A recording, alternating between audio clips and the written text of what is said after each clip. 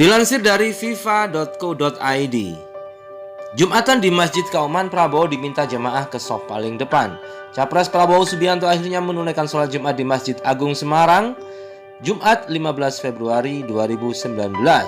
Ia tiba di kompleks masjid pada pukul 11.50 WIB.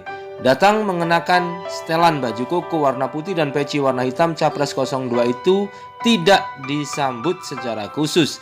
Ia hanya ditemani beberapa orang yang mendampingi, salah satunya Direktur Menteri Debat BPN Sudirman Said.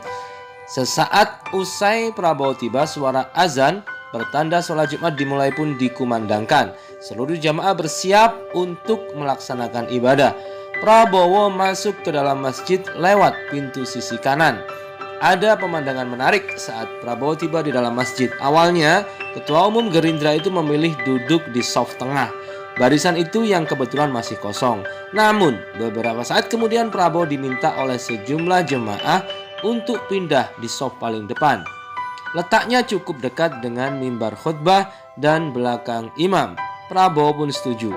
Sementara suasana di depan masjid terlihat cukup kondusif. Sejumlah personel kepolisian tampak berjaga-jaga, namun jumlahnya tidak terlalu banyak. Sholat Jumat di Masjid Kauman masih berlangsung dan bertindak sebagai khotib yakni Haji Abdul Hakim dengan imam sholat Kiai Haji Ahmad Najib Nur.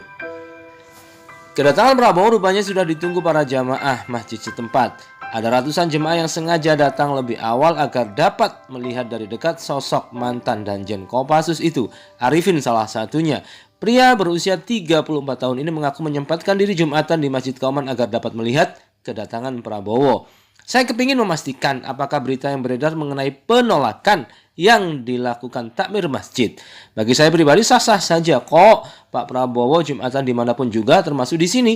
Kalaupun ditolak di sini, dia bisa Jumatan di masjid kecil lainnya, katanya.